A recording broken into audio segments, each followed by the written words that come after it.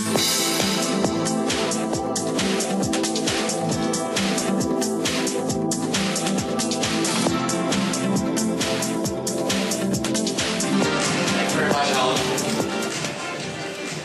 thank you to the Virus Bulletin staff. It's a great honor to begin this keynote address at Virus Bulletin. The subject of the address is the AV industry, quo vadis, and if you missed Latin, that means where are we going? And this is going to be a very fast-moving presentation. I have lots of data to talk about, lots of things to show you. And I'm going to be talking about the AV industry through some perspectives that we've gleaned over the last several years. So, we get the idea that the AV industry is under an assault. And I'll talk about that in a minute, as to why I think that might be the case. And often, I think, unfairly. There's a tremendous amount of work occurring in these rooms with some of the smartest people I know in this business. So, we'll talk a bit about that. And you know, our perspective comes from, Sunbelt's been around about 14 years. And we've been involved in security for many of those years. But several years ago, we started developing our own antivirus engine, starting out with Joe Wells and then moving on from there. So we had to start from scratch. And we had a lot of perspectives. I will tell you one thing, that experience gave me new respect for everybody in this room. It is my 20-year career in this industry. I don't think there's been very few projects that have been this difficult. It is extremely hard to make an antivirus product these days, and it's extremely hard to maintain one. I can compare it to trying to change all four wheels of your car while you're driving. In the meantime, we have this problem of perception versus reality. And again, these slides are going to move fast, but I do have copies of these slides after it, so you'll be able to pick up any things you missed. The first issue we're dealing with is comments from the peanut gallery. The peanut gallery, if you're not familiar with the term, is the cheap seats where they throw peanuts down at you, which may be happening to me soon. So, we hear this all the time. And I heard this when I was talking to the press, when I was talking to people like the investment community or to analysts. You hear all kinds of really strange comments. First of all, AV is dead, which is, endpoint is dead. It's all going to go to the gateway. It's all going to this. It's all going to that. Whatever. So this is the fashion du jour. It's all going to be free from your ISP. Another statement that didn't necessarily come true. It's just a cash cow, really. AV companies need to move on to other areas. Signatures don't work, which is, okay. It's not an interesting growth space from an investment standpoint. With Vista, you don't need antivirus. I had a very prominent journalist tell me this a few months ago. Oh, I've heard from some people like yourself that with Vista you don't need antivirus. That's fine, that's cool. That's great, so just give me their email addresses, I'll put a keylogger in their machine. Whitelisting is the future. Now, I don't have any big thing against whitelisting. I think it's not necessarily the right way to go. I think it can be used in conjunction with blacklisting, but it certainly is not the end of blacklisting. Your product didn't find anything on my system. This is the latest thing that you get from users. They download your product on a trial, they run it, and they didn't find anything, so it must not be good. Which again is an odd way of thinking, because people have become tuned to having programs find cookies on their machine.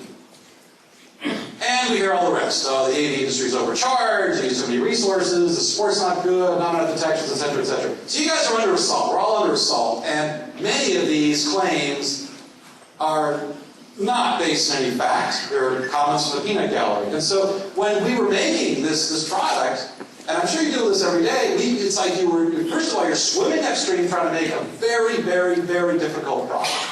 You're dealing with millions of samples. And then you've got these comments, this comment storm going on the side. So this barrage of negativity. Here's an article recently about AV companies overcharged, and of course it was a Gartner analyst. Whitelisting is the way for security. Texas Bank.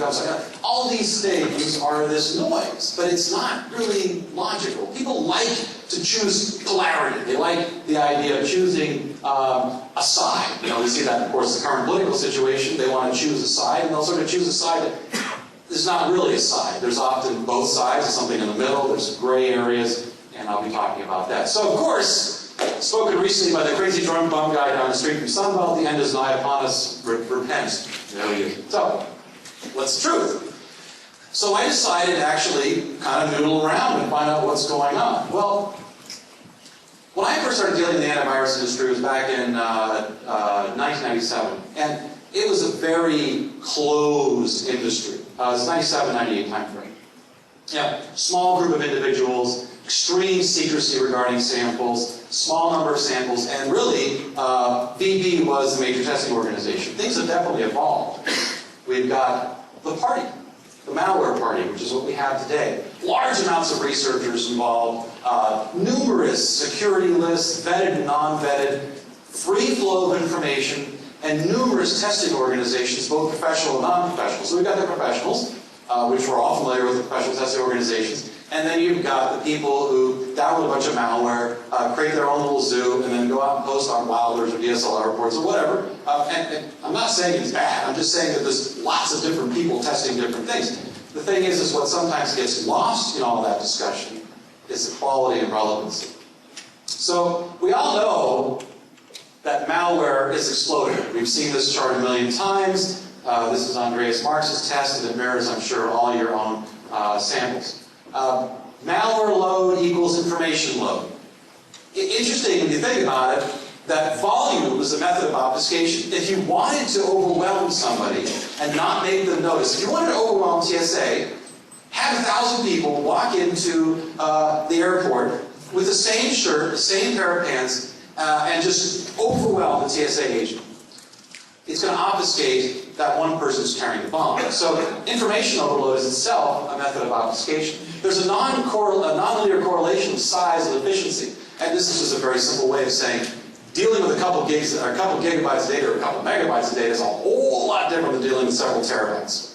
So your zoos are already in the terabyte range, multiple terabytes. And it's like dealing, especially back in the old days, you deal with a 10-page Word document and you can flip through it, but you get to 100 pages where it crashes, you get memory problems, the hard drive is spinning. There's this problem when you're dealing with large amounts of data. You want to run a scan against your sample set. It's going to take you a week, and your scanner's probably going to crash in the meantime. So there's all these problems of how to deal with large amounts of data. Again, an overwhelming situation. There's a testing methodology, prevalence versus relevancy. I see tests constantly, which to me make no sense. And I know we've talked about this, and I know this is not a new subject. This has been talked about for months, and we talked about at this presentation. When I test an AV engine, I do what a user would do. I go ahead and go through my spam folder, grab a bunch of pieces of spam, and grab a bunch of executables, fake CNN news headlines, fake codecs, antivirus XP, whatever. Throw the real stuff that users are running into, because this is what your enterprises are reporting. They're not reporting a DOS virus from 1998, or a script, or a macro virus, or even a piece of malware that's a few months old. That's not what they're dealing with. They're dealing with this major, mostly Trojans these days. And not all the information is necessarily correct. Virustotal, Jotty, these types of services are incredibly valuable. In fact, I would consider them, mainstays of our industry. So I'm not in any way maligning them. But what happens is you get enterprises who will upload things to Virustotal. You'll get, and they'll say, well, the AV engine didn't detect this. Yeah, but did it? There's real-time protection. There's other methods of detection. When the Trojan actually executes your machine, will the AV engine pick up different things from that? Are the scanners already all able to tell from this? So that's one issue. The other issue is people uploading innocent files to Virustotal. I did an experiment. If you read my blog, I think this is an experiment. It's not the first one to have done it, but UPX, and I took Notepad.exe and I ran UPX and a couple other different packers on it and uploaded it to Virustotal. And of course, multiple engines detected this hacked version of Notepad.exe. And then I checked the save file the next day, and already one other person had added this Notepad.exe. So people are some AV companies are taking stuff wholesale from Virustotal and just dumping it and running a fast signature, getting them into the database. We had somebody who uploaded our own firewall product, personal firewall product to Virustotal, and suddenly we're getting all these customers screaming that their AV detection is detecting it, or the AV engine is detecting it. So it is, you know, there's some sort of caution has to be used. Very powerful tools, kind of like a jackhammer. It's really great at tearing up the street, but you don't want to point at your toes. So the truth is, a small amount of malware is actually responsible for the most damage. I was at a panel last week with Vince Weaver and Symantec, and he was saying that 5% of all the malware is actually not worth, but actually causing 95% of the damage. Yeah, that's probably realistically accurate. Certainly, you have a small number of variants causing lots of different things. Trojan fake alert, the antivirus execute, that sort of thing. So it's this just overwhelming amounts of information. We need to narrow it. We need to create a very clear taxonomy for our researchers to deal with it. We need to be able to handle malware. So now, the new methods obviously create real problems in detection. I'm not telling you anything you don't know. There's increasingly sophisticated evasion techniques: anti-dumping, anti-debugging, anti-emulation, anti-interception. You bring malware into a debugger, it won't even load, or it says it acts like something else, or it decides not to do anything for a week, or it tries to evade a sandbox by requiring a reboot, or has anti-sandbox, whatever. It's got all this stuff. You guys all know it. So it's additionally even more challenging. Nothing new that you don't know already. So we all know that the old AV company is a thing of the past. Carefully writing detections of malware that maybe only updated once or twice. Now, with money involved, you can have an AV researcher spend an entire day on the most beautiful detection. Building just cathedrals of beauty of detection, and it's worthless the next day. So we go towards methods like blacklisting packers and doing all these very aggressive techniques, and even then they become rapidly obsolete. And in fact, there's even a question whether static unpackers themselves are soon to become obsolete. They're certainly useful, but with these new types of server-side polymorphics, custom packers like TIFs, this kind of stuff, you're having an increasingly difficult time actually being able to use them, which means performance may become an issue. Static unpacking, very fast, very efficient. Generic detection emulation, not as efficient, slower. But we're very likely going to have to move towards a more emulator-centric model. So for those who really invested a lot in emulation, I think you're probably in good shape. So this virus bulletin will focus on new techniques. I'm not going to tell you anything you don't know already. I'm going to focus on the business side instead. Now, we decided again, with all these comments in the peanut gallery, to actually find out what's going on and what's really being said and by the customers, and what really is the situation. I want to make it clear, I'm not throwing stones in glass houses here. I'm aware of my own products and imperfections, my company's imperfections, these kinds of things. I'm not doing that. I'm trying to paint a clear picture, an accurate picture, as to what actually is going on. So, Gartner says that growth is slowing, but it's still there. They project roughly a 7% compound annual growth rate. Fair enough. So what I did is I actually decided to look at some actual security companies and see what's the real growth. I looked at 6 publicly traded, actually it's 5 publicly traded companies and 1 company that happens to report their financials, just Sophos. This is publicly available information. Numerous disclaimers apply. Part of the reason we got ourselves into this whole banking mess in the States is because we had these some really odd accounting rules that were promulgated by the various governing bodies. And these types of odd things do sometimes occur in software as well, where you have the Financial Accounting Standards Board, Standards Board with GAAP, doing some pretty odd things. So it's difficult often to actually read what's really happening. As an example, a company will now have to expense the stock options when they hire a new researcher, if they get that researcher stock options. So trying to get the accurate data is not always difficult. And of course, the NT-SCN rule applies, which is never trust a software executive with numbers ever, ever, ever. But putting that aside, and then one final note, I use these numbers as a proxy for antivirus. It's not necessarily accurate. It's really a proxy for security. However, it gives us an overall look. So, this is the revenues of the companies. Again, I did not take into account foreign currency issues. I did not convert these to dollars. I just simply took the numbers and drew a midpoint. And then, we saw about 11% compound annual growth rate of these companies. Now, we take out Symantec, which acquired Virustotal, and the number goes down a bit to a little under 10% compound annual growth rate. So the business is still there. People are still buying. And what's more important to a business person is, are there earnings? And for the most part, there are. This is earnings per share for these companies. So again, not an entire, I'm going to give plenty of disclaimers on this. This is a broad look at these numbers. However, let's look at something else. Are AV companies slacking off and not investing in R&D? Are they just spending money on marketing? The answer is no. If you see these numbers, in fact, it's probably easier to see the line now. You can see that the marketing numbers, the blue, are staying relatively static. And typically, you see marketing and sales numbers typically around 35% for a software company, which is the industry average. And then you're seeing R&D actually just gently tick up. So it's certainly, and again, this is a percentage of revenue. Remember, we have the revenues are increasing. Revenues are going up. And R&D expenses as a percentage of revenue are also gently upticking. So there's certainly investment going on in research and development. And again, I'll apply a billion disclaimers, this can include other things. But the bottom line is, AV companies are certainly being responsible in investing in the technology. And they're certainly not just milking the cash cow. So that's very interesting news. Now, what do customers think?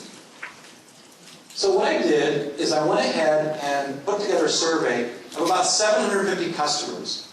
Now, these surveys are biased towards our own customers because they're our own newsletters. Nevertheless, it still has valid data. I did run a test on the surveys to see if, in this particular survey, to see if taking out Sunbelt would have that dramatic an impact. And it had an impact, but it wasn't it wasn't significant. So we'll just go with these numbers. It's a general picture. Again, most people on this survey were home users or small Soho type users. And about 60% run a dedicated AV product. I think you'll find this generally is the case. Most people run dedicated AV products. Very critical thing to remember, by the way, as I continue the presentation. What brand is primarily used? AVG, Symantec, of course, you see our bias in there. A lot of people using our product. I do not represent 14% of the market, but I certainly do, or 11% of the market, but I do represent a large portion of my own users, obviously. Vast, ESET, McAfee, etc. So we asked customers, what do you not like about your AV product? Well, 26% said performance. A bunch of other people said other. And I have these survey results, by the way. If you ever want to see them, you can see what those other comments are. The price, tech support, ability to remove malware from infected systems. But it's not like 90% of the users are sitting around complaining about performance, which is kind of the way you think it would be. Okay. What do you like? Well, people really like the fact that the product's able to keep up with current threats. Almost 70%. This is not a little deal, guys. I mean, this is almost 70% of the users. I like the fact that my AV product can stay up with current threats. Product quality, about 60%. So yeah, we're pretty happy with product quality. Performance, a lot of people are happy with the performance of their AV product. Interesting. Now, I'm going to flip through these very quickly because I got a lot of slides to cover.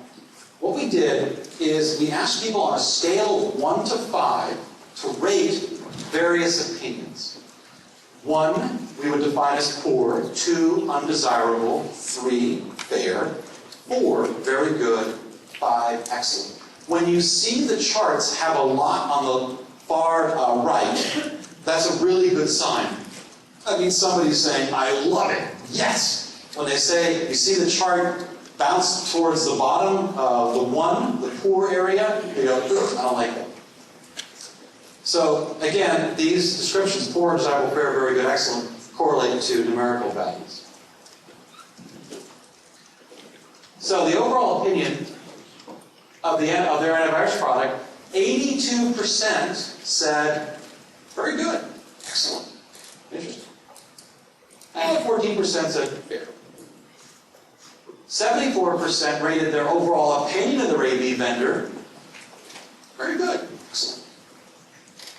Trust. We deal in a business of trust. We're the guard, we're the security guard. Trustworthiness is very important. How do you trust your AV vendor? Well, 82%. Very hard regard of trust your AV vendor. How would you rate the tech support? This is where things get a little iffy.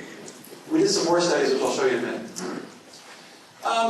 This is not the greatest chart. About 56% said very good, excellent. In the middle, about 28% said man. But fortunately, not a lot of people said poor.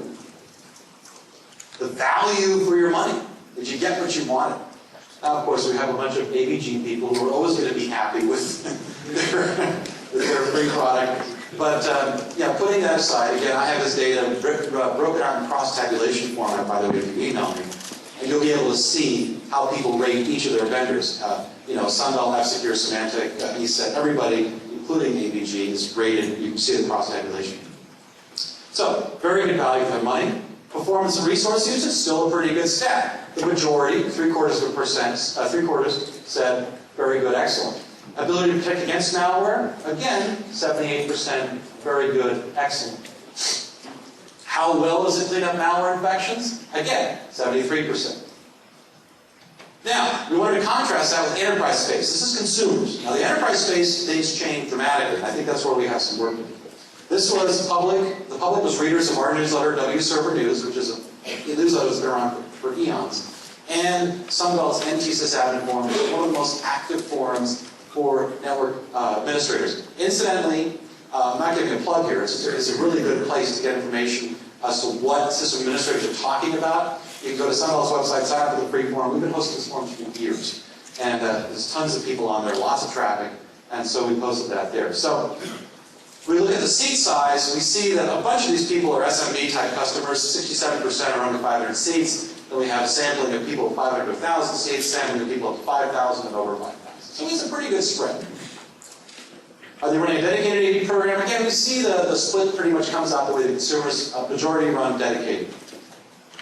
What is the primary AV product? Here we take a bit of a dip. We're down at 5%, but Symantec, of course, is a big gorilla, followed by McAfee, followed by ESET. Interesting configuration here, by the way. This probably wouldn't match the general population as much as we did a broad survey, but it's a very interesting mix of people here. Okay, what do you not like? Well, performance is an issue, 31%. Ability to move malware, that's a big issue. It's totally different with the consumers. And the reason is that the enterprise guys are getting infected, see the infections far more than the end user. End user may not even see the infection, or they may not be getting infected, but the enterprise is dealing with many more people in the organization, sees the infection, and it's really important that the stuff removed. More important, incidentally, than being able to actually protect against new threats. It's a very interesting thing there. So, what do you like? Keeps up with current threats. That's 59%. The quality of the product, the performance, etc. Again, you see it kind of a reverse. Very interesting. Now, overall opinion. This is where things change. Okay? There is a higher level of satisfaction in corporate America with their AV products than it is with the consumer market. We could expect that, but I think there's some lessons to be learned here. 56% said very good or excellent, the overall opinion of the vendor.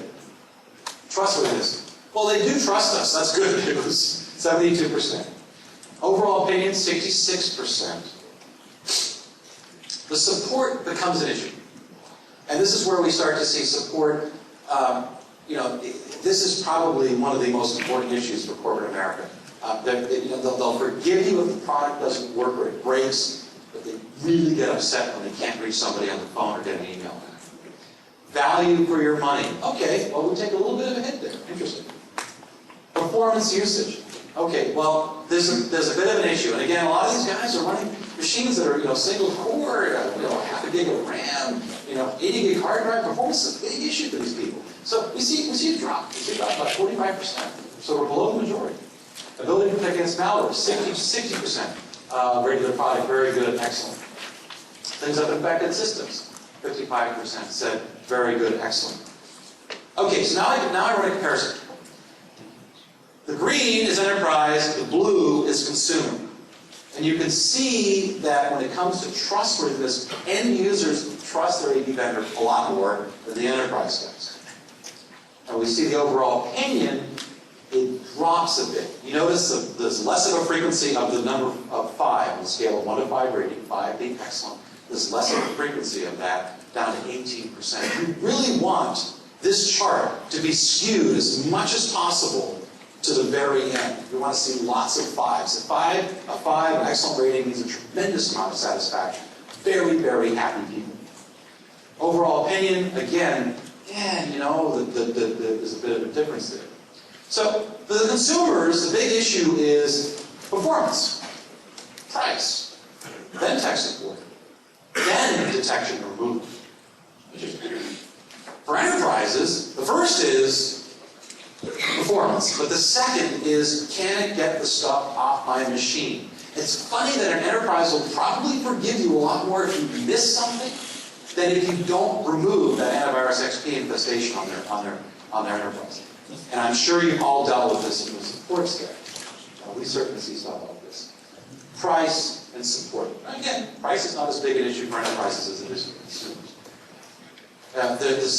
Consumers rated their AV vendor a 4 or 5, 74% of the time. They trust their AV company more than an enterprise does. They're more satisfied than enterprise customers. Enterprises aren't as satisfied. They're far more concerned with removal. Now, I decided to look at technical support practices. So what we did is we took somebody who was just hopefully an unbiased observer. We said, you pretend like you can't install your software that keeps crashing. Okay? Just very simple tech support question. And we did a survey of 15 vendors. We actually did 16. We took one out because that's a vendor that it was too problematic to figure out how to fit this. So 15 vendors. Now, we see that it's fairly easy to find support. Well, you go to the website and click on support. That tends to be the situation. We look at how many people have toll-free tech support, how many people provide email support, chat support, and KV. And again, these may not actually be inaccurate. You may be on this list, you may say, wait, we provide that. But the point was somebody who's just ignorant of the industry, just go there and try to get an answer. Right? So just throw them out there. See, a lot of people support email. Not a lot of people support chat as much as email. Most everybody has KVs, but the toll-free support thing, which is a big deal for consumers, is lacking. And there's actually one company that charges $20 per call. There's one had to dial a local number to get a toll-free number, and otherwise it's another place was $9.95 per call, except for installation and known problems. So the ease of finding support, we assign an average score of about 4, 1 low, 5 high. So 6 do not offer toll-free support. 6 offer toll-free support. 2 or 3, depending on how you count it, charge for support. 11 offer email support, 4 did not. 6 offered chat, 9 did not. Most offered KVs. Then we looked at things like the length of the IVR tree. The IVR tree is integrated voice response. It's press 1 for this, press 2 for that. We have all gone through the hell of calling up somebody and saying, I tried to cancel an order with Dell over the weekend. I placed the order by accident. It was comedic. Transferred from one person to the other, the IVR systems, all that sort of thing. So we wanted to see how many buttons they have to push to get to somebody. And generally, it was really no more than 2. Length of time waiting for an email response. How long did it take? Length of time waiting on the phone. So we measured these metrics, and again, for the most part, the people that did have a phone number actually did pick up, which is interesting. The email responses showed a bit of a difference. So, one company was an average of 17 hours. A couple companies were an average of 17 hours. One company was, I think it was way over 24 hours. I think she was still waiting by the time she gave me this report. 9 hours, 12 hours. A few people gave fast responses. You do want to. So, we had her rate an overall impression. What was your overall impression of the experience if you own this product? And she came up with a bunch of different ratings. The overall rating was 2.7 on a scale of 1 to 5. So, as an industry, support is something we've definitely improved. It's sometimes difficult to find reports. It's sometimes difficult to get somebody on the phone, and a number of cases, long waiting times for an email. So, other business issues. These are all things we see every day. We have, now you're not the marketing teams of your software company. You're not the business teams of your software company. For the most part, you're in research, you're in R&D. This is theoretically not your problem, but I think this will become your problem. It has become your problem. Because, as I spoke earlier, there's this problem where people have a perception of the industry, mostly from outside, from the peanut gallery, that does not reflect reality. And a lot of it is caused by these types of things. So you've got very aggressive marketing practices by some of your business people, such as automatic billing cards, billing credit cards. This is something that users get very, very upset about. such as scan and scare tactics. I mean, I'm on record as being very much against this practice. I think there's nothing wrong, incidentally, with saying to somebody, you have a virus in your machine, and I'm going to charge you $20 to remove it, or $10, whatever, that's fine. I mean, if there's something there, and you want to charge something to remove that, I think that's a valid business proposition. But when these products find cookies and demand a $40 payment, but scare the user into believing that this threat is far worse than it actually is, or finding a few registry keys from something, you know, weather bug, or I don't know, or maybe something that was bad that's already been removed. I have a problem with this. And I think when you look at the users, again, it adds to the perception of the business is not serving its customers. So I'm against scan and scare tactics for the most part. And again, I don't want to have some moral discussion here. I'm just personally, I think it's not good business. Alerts that a product is being discontinued, upsell to a paid version, these sort of fake alerts. Spamming, there's a few people in the industry who spam. Relying on poor quality third-party e-commerce providers. You know, I won't tell you the Google search to find out those kind of things you'll find on this, but there's some searches you can run that'll, you know, it's pretty upset people. But our customers are us. You know, I buy stuff online, you buy stuff online, and you would get pissed off at some things that actually happens. It's not specific to our industry, but our industry is in a position of trust. Our industry is in a position where we can't do things like bundle in Ask toolbars. Nothing really wrong with Ask these days, but they have a history. But I mean, the thing is everyone knows the only reason you bundle an Ask toolbar is you get $1 per packet. If you're going to bundle it, at least don't pre-select it. Yahoo, Google, whatever. I mean, again, this is not some sort of moral talk, but I think that in a position where we are establishing trust, we're trying to maintain that trust, we're the guards, we're the cops, our hands have to be clean. Our hands have to be very, very clean. So it's not all that bad. I think things could be better, but I really don't think so. I think things that are all that bad. I mean, listen, you know, Sunbelt just invested a very large amount of money developing an AV product. As a business person, I mean, yes, I enjoy technical things maybe a little bit more than some of my other colleagues, but the truth is, I mean, I love it, it's cool, but the truth is, I can't make a product without having some idea that I'm going to get some return on investment. And yet, so this is thinking, well, why would you do that? Well, the truth is, there is money to be made. There's a good market. It's a good place to be. So let's take a look at some of the solutions. What are some of the things that can be done?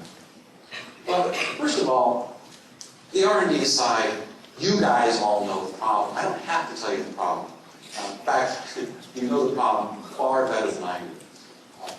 Clearly, you have to lobby your management. You have to lobby your board. You have to lobby your shareholders for more investment in R&D.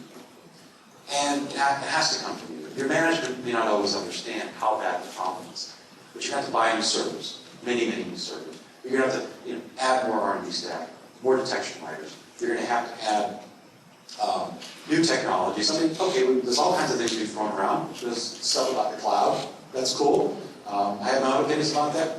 Neither here nor there. These are all technologies that deserve to pay. Whitelisting, certainly hybrid whitelisting capabilities can exist in our products. I don't think, again, that whitelisting is the future, but certainly a hybrid could be looked at. Advanced simulation techniques to deal with these new types of malware.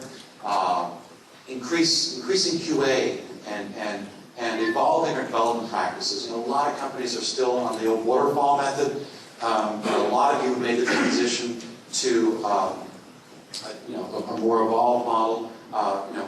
We're out of the waterfalls. It's a huge difference in terms of development, and also a reductive versus an additive philosophy. I think that when you look at those earlier charts, you saw how many people were just buying a dedicated AV product.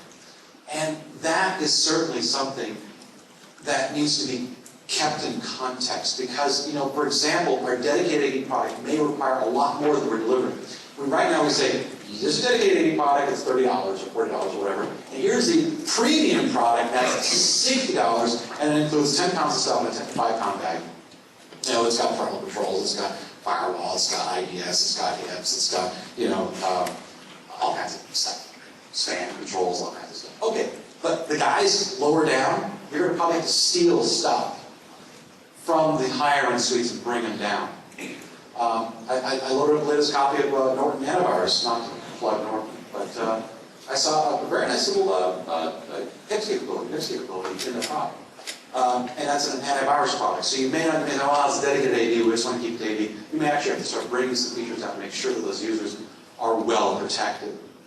And again, this reductive versus additive philosophy, you know, trying to really give users what they need.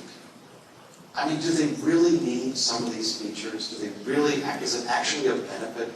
I look at some of these things and I go, well, I don't know. We're trying to reduce pop-ups, we're trying to increase performance, we're trying to reduce tech support costs, trying to provide a better experience. Do we want to have so much in there? Do we want to be like an old 60s caddy with the, sorry, I'm being violent, you know, with the flares coming off and lights and, you know, bangles on the side, and, you know, do we want to have something clean and simple and highly efficient? Because obviously, as you know from R&D, that the simpler the better. So deliver more for less. I think we're going to really have to look at it as much as possible for the most reasonable price. Delivering more for less is a completely valid business axiom. It is actually the way that individuals do it. And optimize organizational lens with the new malware order. And you're already doing this. I'm going to tell you, what you don't know already, but we know it's a problem. The bigger issue you have is trying to get your management to buy into it. Because your management wants to make money. And you've got the problem with one of your management saying, in order for you to make more money, I'm going to have to deliver more, and I'm going to need more resources. And that's something, hopefully I can help you with. Because as a person who runs a company, I get these requests all the time.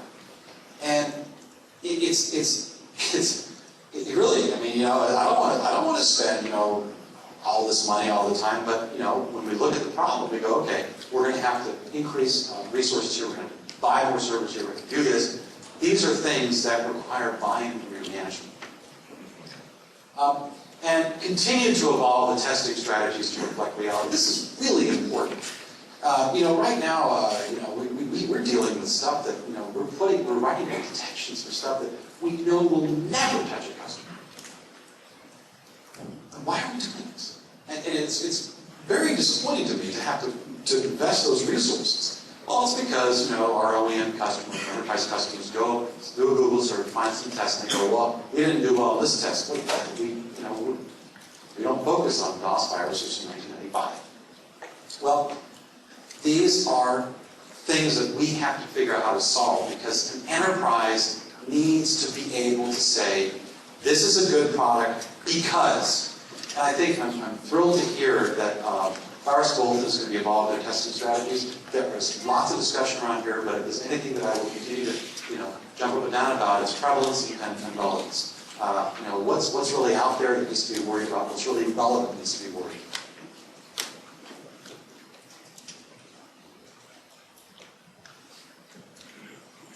We have a little bit of delay on that.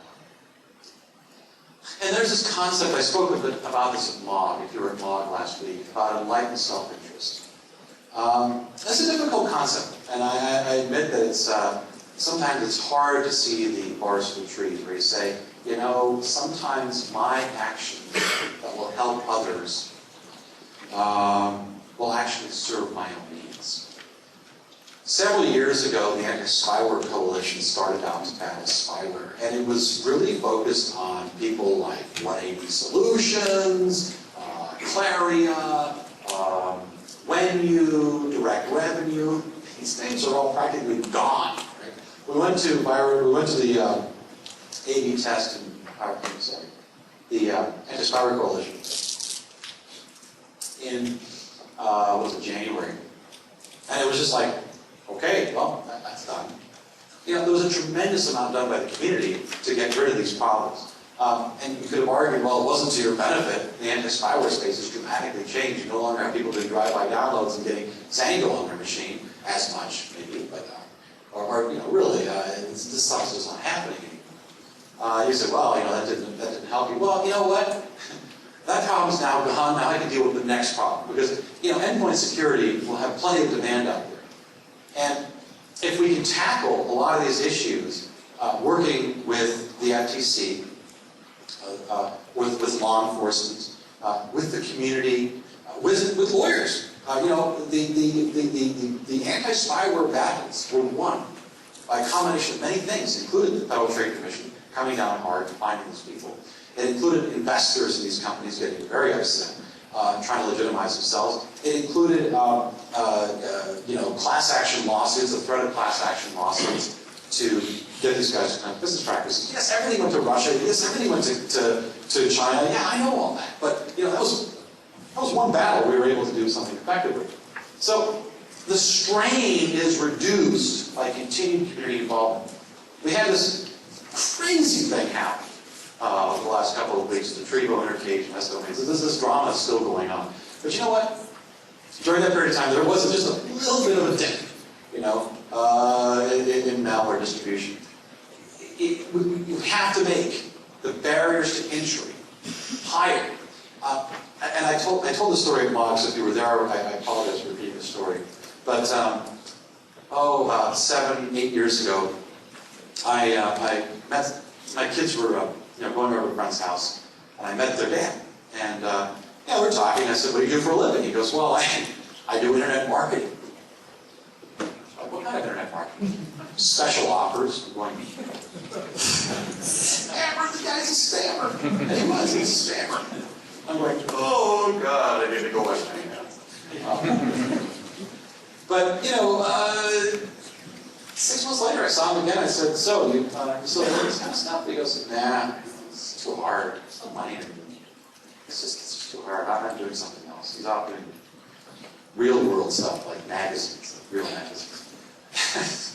So the barrier to entry. So you do push out a lot of people from the party you make, and that was Spam Cobb, that was Spam House, all these things. So putting the pressure on these guys, raising the barrier to entry. There's this whole discussion in Log last week about botnets. Well, we know that the top 5 botnets are hosted, they're on servers located in an area in Northern California. It's all there. It's not fast flux. It's static. So, that stuff could be handled, and it can be handled by community involvement. It would be nice to kind of relieve the strain of it. Take that 30,000 pieces of new malware a day and maybe drop 50. Kind of help. So, in addition to that, you have the right, as developers and as researchers, to have say in the business practices of your company, because they ultimately affect you, and they ultimately affect the industry. And you have that right. You have that right to say to your CEO or to your manager or whoever, you need to invest more, be more part of these community groups, you can do more in this area. You have that right, and you certainly should exercise. And many of you, I'm not saying you don't, because I've worked with many of you, and I've worked with many of you on takedowns, on various research activities. I know you're doing this, so I'm not preaching. But I am certainly saying you have the right to have a say when you see your marketing people doing something that you don't think is right. You have the right to say, that's not helping. And if I can help in any way in that, I believe that these things ultimately will hurt us more than they'll help us. They may give you a nice jump or a bump for your quarter, but at the end of the day, will really help all of us as a collective. And I'm certainly not anti-capitalism, by the way, that's very clear. I like making money as much as the next person. And again, continued industry cooperation. And that's how we're going to get through a lot of this. It's so great to be in the malware business these days. I showed you that slide earlier, the man looking through the little hole. That was the AV industry. It was a great group of people. But it was a group of people that was just very, very, very focused on keeping things very contained. Yeah, things are different now. Now we have the crazy party. It's like that picture of the Visa party I showed. yeah, it's a little bit crazy, but at least we're cooperating, we're sharing information. There's a tremendous amount of, on a bunch of lists like you are, these embedded lists, the information that flows back and forth is fantastic. And this is what's going to get a lot of us through this stuff. The AV industry is strong. It is a profitable business. It's a growing business. It's a business that's worthy of additional investment. It is a business that has a future. And you all have a great future in this business. So don't be taken don't be discouraged by the voices of the peanut gallery, because they're always going to be there. And 5 years from now, we'll be saying something else. Blacklisting absolutely is a valid strategy. Endpoint security is absolutely a valid strategy. There may be a paradigm shift 5 years from now, but for now, what we have to do is continue to focus as an industry to collaborate, to work together, to work with organizations as Virus Bulletin to continue to improve our product, our technology, our testing methodologies, and overall the customer experience. So folks, that wraps up my keynote speech. Thank you, and you can always email alex@sunbeltsoftware.com. I have all this data available, the survey data, the presentation itself. Just email me and I'll get back to you next week when I'm back in the house. Thank you very much.